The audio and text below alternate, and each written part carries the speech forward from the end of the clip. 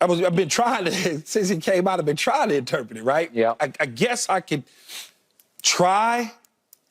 He's saying that the fan is hot right now, so everything is all good, people willing to do things. But at the same time, I'm like, well, if he's offered a lifetime deal, he's got a contract. I mean, you're going to get lifetime, whatever that means. Does it mean no matter what for the next 60 years he's going to be coaching, or does a lifetime deal mean they're giving him a 15-year deal or 20-year deal and bringing him up to the standards of where he should be based on them leaving the Pac-12 conference and going to the Big 12 and more money, that sort of stuff? Because I can guarantee you this, when they go to a bowl game, which they will, because they're going to win at least 8 games this season. I had them higher, but I got them a little lower now, 7 or 8, which puts them in a decent bowl game, which means all the people are going to want to see Deion and be there for Deion. I think that the university, the chancellors, the president, the athletic director will find the necessary money to tear his current deal up, which is slightly under $6 million a year reported, to take him up to some of that, $100+ million numbers that some of these college coaches are getting, like a Jimbo Fisher that ain't worth 50 cents. So I don't know what the extent of a lifetime deal looks like. I would just think that it's going to be a big payday for Prime coming real soon. I would agree. I think it'd be one of those escalator contracts, kind of like Patrick Mahomes is. Hey, when somebody makes more than me, I get a raise that day. Hey, somebody got paid the highest in college football, bang, I get a raise that day. That will make sense, but I don't think he's going to be there for a lifetime. But like you said, Keyshawn, they will go to a bowl game, and likely they'll go to a bigger bowl game than their record probably should allow them to go, because bowl games pick based on attendance, based on ratings, based on how much money can be made.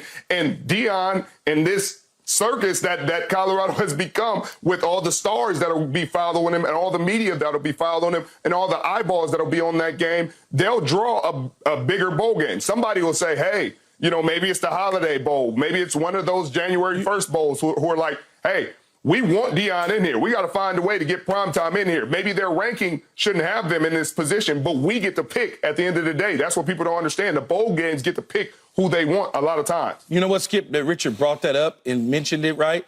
I ran into the Peach Bowl Executives Committee at the USC Colorado game. Okay. And there they are watching both teams to see. So you're right about that, Richard. All right. To me, Deion very eloquently and deftly sidestepped the question. Because he's just not sure what's about to happen. He knows greatness is about to happen. He's just not sure how. How great will it be? It's undetermined yet what his life path is going to be. They're off to the races. They're off to a great start. But Deion doesn't want to just do great things. He wants to do the greatest thing. And I'm going to say it again. He's one man in sports and in life I don't bet against. He feels like he's on a literal mission from God, like the Lord's got him and is directing him where he is meant to go. And it might be at Colorado. It might be at, who knows, name someplace, name a National Football League team. We talked about it. I just think he hasn't yet seen it unfold enough to know that this is exactly where I want to be. Michael Irvin always calls Boulder heaven, like you have arrived in heaven. So pretty. Well, it's beautiful. It is a great place. And it's possible Deion will be there for a very long time, because it's highly possible he can win multiple national championships, plural championships in Boulder, Colorado. Wouldn't surprise me at all. They've won a national championship there before, 1990. And we had split with Georgia Tech. Yeah, well, you got it. And we had Cordell Stewart on. They were really good in those Cordell years, 91 to 94. They're a sleeping giant that is awakening right before your very eyes. But Deion knows that, what's he made? Is it 5.5 or 5.6? Yeah, it's slightly under 6 reported. Okay. All right. That's the biggest steal in the history of coaching salaries, because what he has done, if you look at the ratings he has generated for that school and the incredible attention he's generated, not just nationally, it feels like globally. This has become a worldwide story. He's worth, it's a joke that he would be worth, $6 million. So sure, are they going to offer him some lifetime deal, as Richard said, with escalators where you'll always be the highest paid? That they should offer him $100 million today for the next 3 years, but because he's worth it. I think he's already proven that he's worth it. Absolutely. Because of the celebrity factor and the attention factor and his ability with the media. He's the best interview in sports, but he doesn't want to commit at this moment to, I've dropped my anchor here for forever and ever in Colorado. He should know, Skip. It's still early stages in the game. Much like you said, you never know what's coming down the pipeline, right? At the end of the day, if in fact the end of the year comes and they go to one of these bowl games and they win the bowl game or whatever, and they walk in, they say, hey, we want to reward you at a different level for this, he's going to always, with his representatives, get an out clause in there, a buyout in there that says, hey, if I did this, this is what's going to happen. He's just going to sign a contract that says he has to be stuck in Boulder for the rest of eternity. No, that's not going to be the case at all. I personally, as I've always said, I said it from day one when we started talking Deion Sanders, I personally believe that the NFL is come a-calling. At some point, they're going to come a-calling. And as much as Prime wants to do college football right now, that thing is something about being at the pinnacle. You know this, Richard. If that was the case, we'd have just settled on playing college football, getting educated at USC and Stanford, and going on about our business. But our goals was the top. We want to challenge ourselves at the top. We want to be able to play against the best of the best. And I'm sure Prime wants to coach against the best of the best at some point in time. You're definitely right. I think a scenario where this man has coached his kids at every level they've played, pretty much, and he's moved up as they've moved up.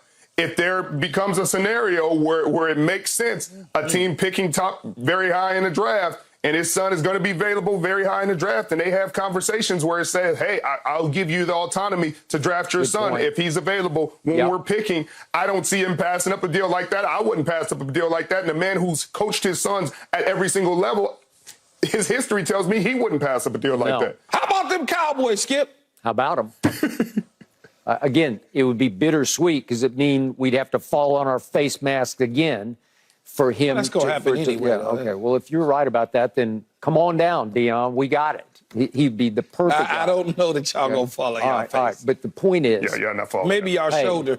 Hey, Deion is looking at next year because Shedeur could come back. Shedeur is going to come back. Okay, so let's accept that. Yes. Shiloh still have one. I don't know how, but he's got a year left of eligibility. Shiloh's going to come back too. All right, and all of a sudden we saw Amarion Miller come out of nowhere, and just look like whoa. And I saw Komani McClain the other day get his first action, and I said, whoa. Growth. Travis Hunter will be back. Those two you mentioned, three you mentioned. Edwards will be back. The tight end will be back. They're going to have some players. Right. And if he goes in that portal or he just goes out recruiting and he lands some horses in the offensive and defensive lines, could they make a run at next year's national championship? Sure they could. I was standing on the sideline, Skip, and standing there. It was a young recruit. Man, that dude was every bit of 6'5", about 200 pounds. They said he ran a 4.3. I was like, huh? What was he? A receiver. He was a receiver. Big old dude, man. And he was coming from Florida. He was there on a visit. Wow. He was a 5-star. I don't remember his name, but they was just giving me some education on him. So I was like, geez. Okay, so he's on the sideline, and you're on the sideline, and Michael Irvin's on the sideline. Everybody and Kevin Garnett's on the sideline, and Paul Pierce is on the sideline, and DeBaby's on the side, and everybody. DeAndre Jordan, CeCe Sabathia. Okay, they're all on the sideline. What do you think? Sean Jackson. Yeah, what do you think this kid is thinking? I want to be here. I want to be in the middle of this, right? It was must-see TV. Yeah. Okay. Yeah, I mean, that's going to help him. But, I mean, it's going to be crazy this offseason for us to even talk about it because everybody's going to be talking about Prime. If he gets a top 5 recruiting class in terms of the freshmen that are coming in and gets the #1 transfer portal class again, the internet might break this offseason. We're going to be polling them 1-2 the whole offseason regardless. So Deion just said, slow it down, let it happen. Let it evolve into next year. Let's see what happens next year, because let's just do the hypothetical. Let's say they go win next year's national championship. I know that's a whole lot to leap to, big conclusion. But what if they do? Well, then would he say, okay, I did that here, and now Atlanta's calling me about the Falcons. Maybe I should, whatever it is. Maybe Jerry's calling about the Cowboys. Maybe I need to go do that. So he wants to keep all options open because it's happening so fast. That's what's happening. And I don't know off the top of my head, when they expand the college football playoffs, what year is that supposed to be in? 25 or? That's exactly how it works. But they're going to expand it. And he doesn't have to worry about being in the top 4, right? You just get in to the deal, and you can be 2 losses or even maybe possibly 3 losses and still make the playoffs when that time comes and push to championship level. So you just never know that the end is nowhere near for Deion and the Colorado football program. Yep. Thanks for watching, Undisputed fans. Do you want more highlights from the show? Make sure to click that subscribe button for all the exclusive content from Undisputed.